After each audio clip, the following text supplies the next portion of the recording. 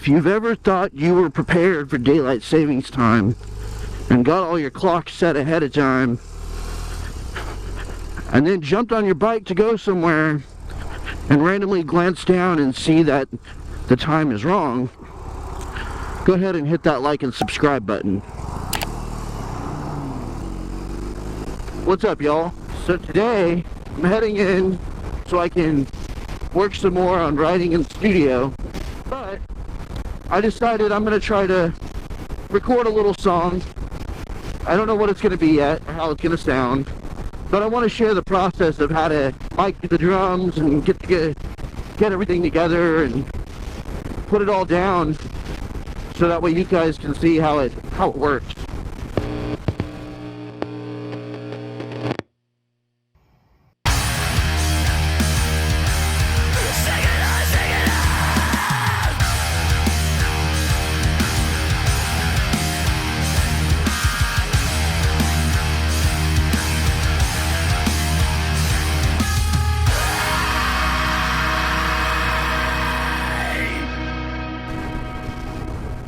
So we're on our way in, and we're going in earlier while it's daylight, so that way I don't hit a deer. And I was sore for about 2 to 3 days after hitting that deer. My whole left side was sore. I feel like I want to do a little song that's mainly based out of playing the bass, the guitar, and the drums, which is kind of not usual for me. I like to layer other things in, but I kind of want to make a real raw, stripped back sound. We'll see how far I get in tracking, and if it takes too long or goes too long, I'll probably go ahead and throw it in a 2-part video. Whoa, I guess something's going on. That's the fire truck and the fire chief both.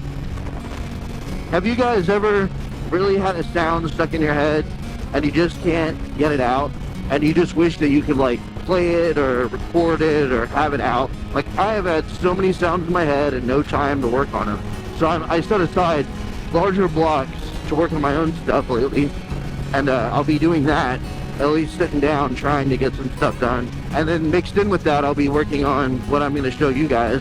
And kind of my thought process for the song I want to record to show you guys is seasonal. I don't know about for you guys, but for me, when I listen to music, some songs just give me the feeling or the memory of a season. And some songs, for whatever reason, also, they just resonate with me more during that season. And it's kind of the way that, like, some people might remember a song when they think of a person. So maybe, like, you had an ex-partner and you both loved this one song when y'all were together, and that was y'all's song y'all danced to and y'all both sang to and enjoyed. And then, you know, later on in life, you listen to it, and hearing that song in the random or in the wild, you think of that person again because that was the thing that y'all enjoyed together. For me, it's like that, but except it's kind of seasonal. Like, I think of songs during season. Like, they make me think of seasons. I don't know why. Just a thing. And the weird thing is, just because in my mind I might hear a song and think, to me that sounds like a song that reminds me of Christmas, and it's not even a Christmas song. It's not your normal Christmas song. It's just a normal rock song I like that for whatever reason just reminds me of Christmas all the time. That's a thing.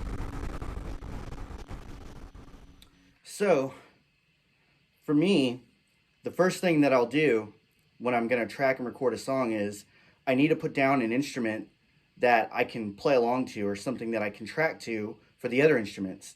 And that could be anything. Sometimes it's bass, sometimes it's guitar, sometimes it's piano. Could be anything, really.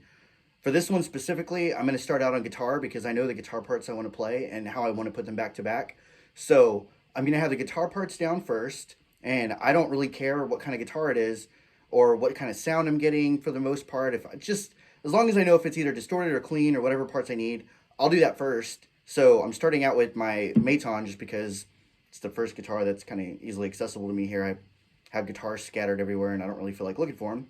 So start with the Maton, after the Maton, I'm going into my pedal board, which consists of really the only two things on are a drive pedal and a noise gate to kill the noise. So I'm actually live. You can probably hear that, but it's not that loud in the room because I don't need it that loud just to record the scratch track for me to have. But I'm going through the pedal board and then directly into my orange Dual Dark 100. And then I've got two microphones on it just because I usually run two microphones on anything I record. So in case, backup, in case something fails or something goes wrong, I still have another one that's useful. So I got a AKG C214 paired up with the SM57. And I'm currently talking on a microphone up here, just using a standard SM58. So nothing fancy here, nothing special. Just trying to record something and show you guys how I'll go about and do stuff. So let's get a track going.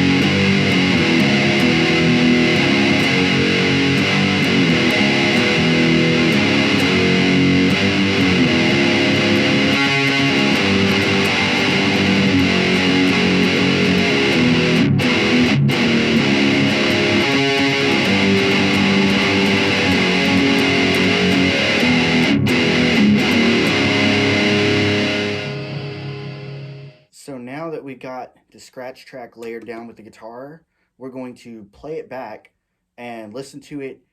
I don't really care if it's kind of off a little bit or there's missed guitar parts, falls a little sloppy. And I try to be a little sloppy in it specifically so you'll be able to maybe hear that everything's not there. And because we can fix that later by just redoing it entirely. And I just wanted a basic foundation of something so I can follow on other instruments. So that's what we're going to listen back to real quick, and let's hear it.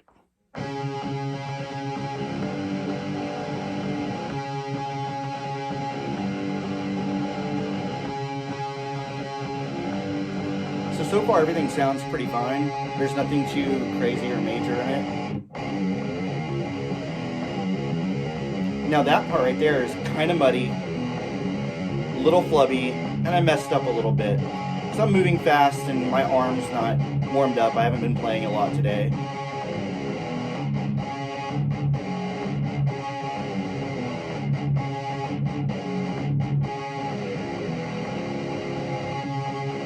But I don't know if the camera's picking it up, but I've got a click going on in the background.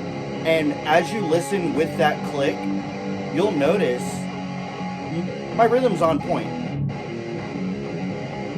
Hear the click?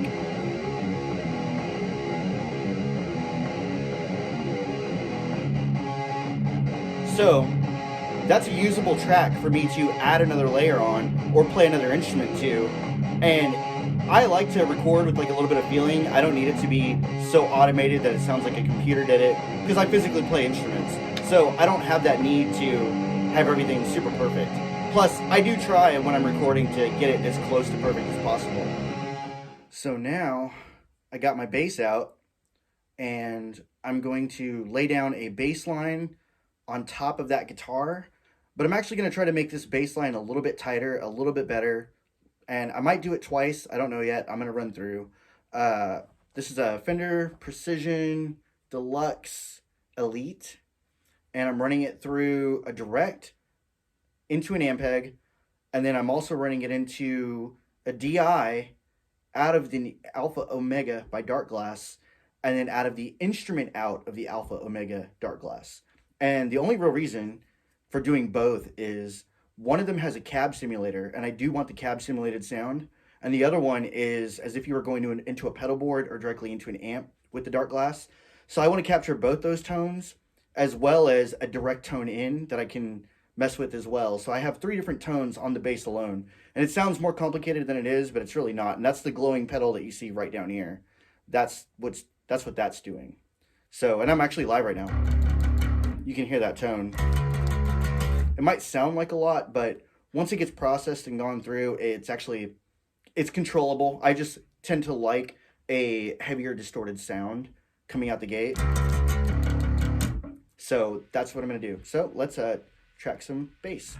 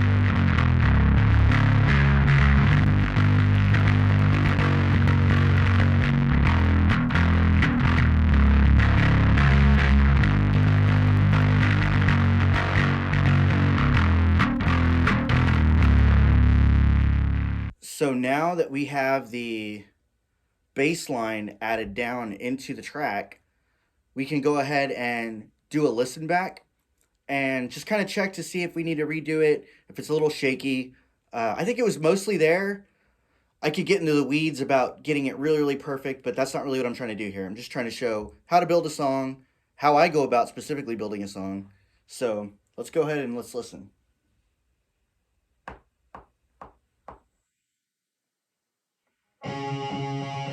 So the guitar comes in first.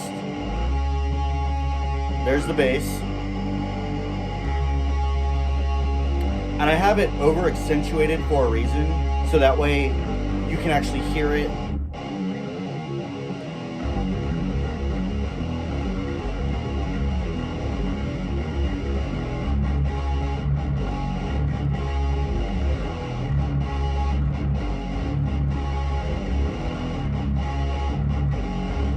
It's a little flubby, so it sounds like the speakers are gonna blow, but they're not. It's just flubby because I went in direct and I purposely made it that way so I could kind of edit it and make it sound the way I want it to sound.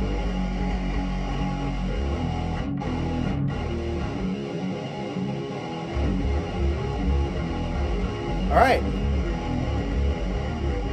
right, cool.